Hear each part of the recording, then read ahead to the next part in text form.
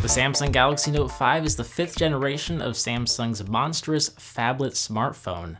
When the original Note launched in 2011, it received a ton of buzz, stemming around just how large the device was, as this display measured in at 5.3 inches. Today, the 5.3-inch display is really nothing out of the ordinary. Even the 5.7-inch display of the Note 5 is not the giant it once was. There are a couple things that make the Note 5 feel less overwhelmingly large in the hand. The first is that the bezels are very thin. Both the top, the bottom, and the side bezels are very thin, allowing the display to actually make up the majority of the footprint in the hand. The other has to do with the overall build construction. While at first glance it looks like a traditional rectangular smartphone with flat edges, and that is very true. We have flat metallic sides that stretch around the perimeter of the device. But the Note 5 is unique, especially compared to the Galaxy S6 Edge Plus, in that the back of the device features curved edges that taper inwards, conforming to the natural curve of your hand. It's something that can only be appreciated when you truly hold the device. It feels great and very comfortable.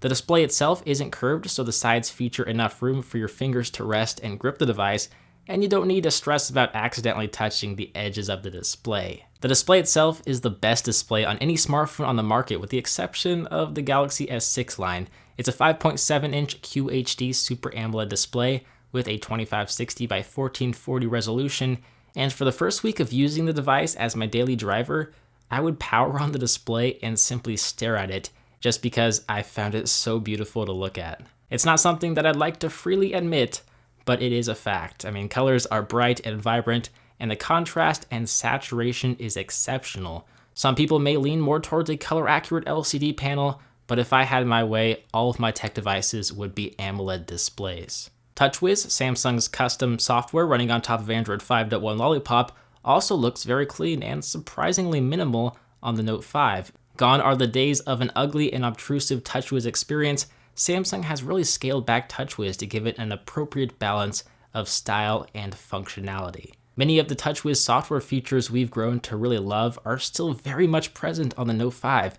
We have direct call, smart alert, mute, and palm swipes to capture gestures that can be turned on or off. We have themes that can completely alter the experience of the device.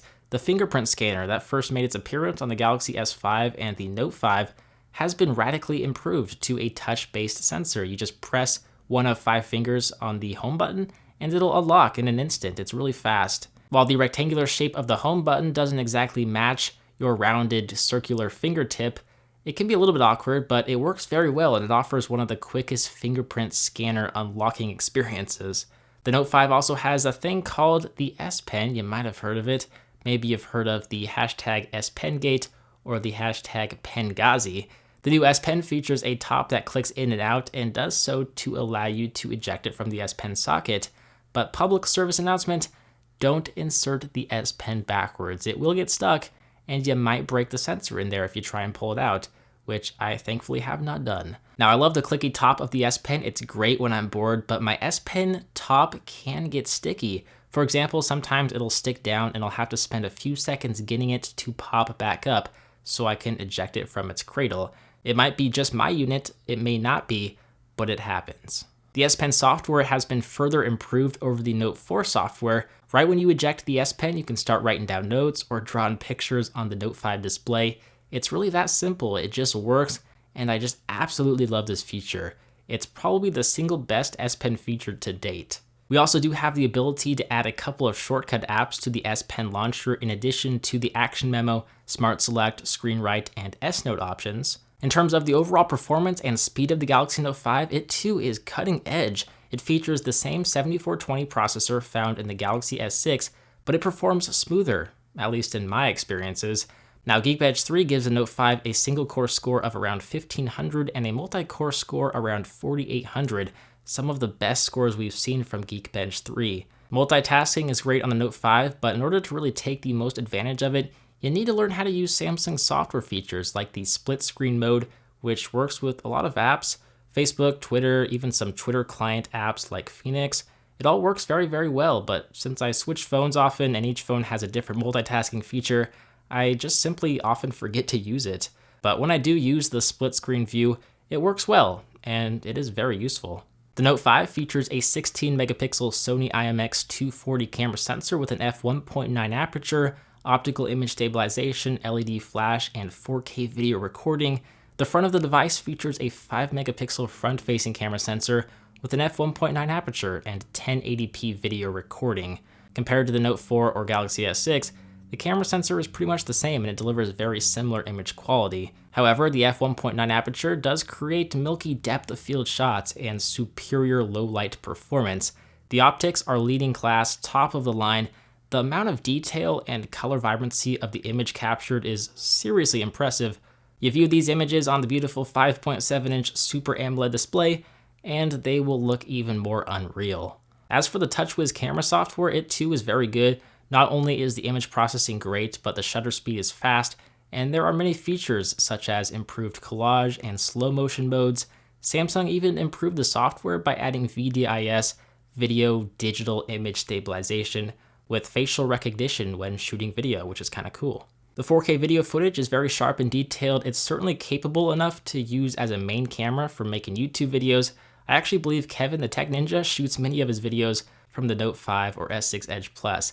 So if you have any questions, you should ask him about it. The Note 5 also does feature live streaming to YouTube, which works well, but the software needs to be improved. For example, you can't view the YouTube comments or live chat when streaming, which is very important. So hopefully there will be an update to fix that.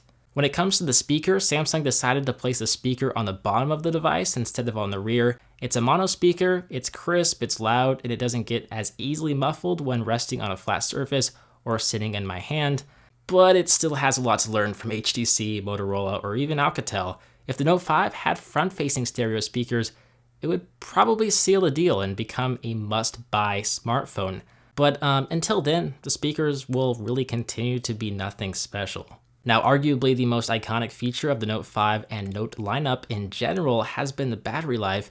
The Note 5 features a 3000 mAh battery that is quite a bit smaller than the 3220 mAh battery found on the Note 4.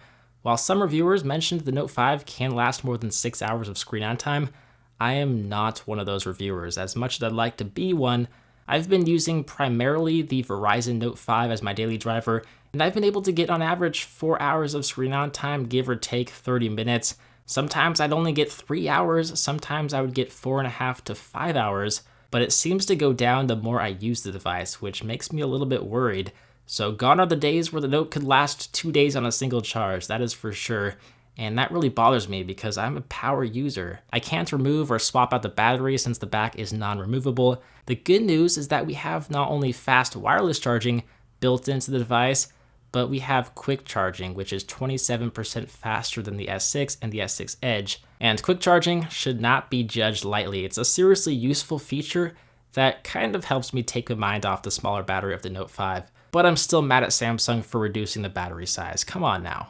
Overall, there are certainly some downsides of the Note 5. We no longer have an IR blaster on the top of the device. We no longer have a micro SD card slot for expandable storage, meaning we must rely on either 32 or 64 gigabytes of onboard storage. The battery is non-removable, and the battery itself is smaller than the Note 4. With that said, the Note 5 is my favorite smartphone of 2015 so far. The build quality is excellent, the performance is excellent, and the camera is excellent. What makes you think twice about the device is the fact that you can get other smartphones with very similar overall performance, but with a much cheaper price. For example, the starting price of the Note 5 starts at around $800 or $900, depending on where you shop, and that's for the base model, off-contract, 32 gigabytes of internal storage.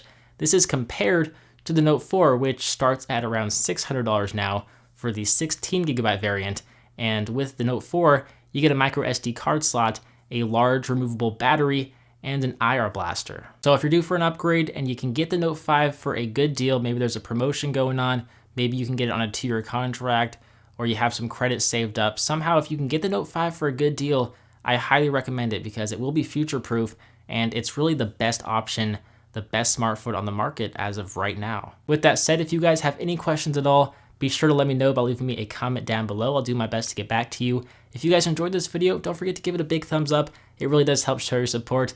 Maybe hit that subscribe button if you guys are brand new. You can stay up to date with the latest tech news and reviews by clicking that button.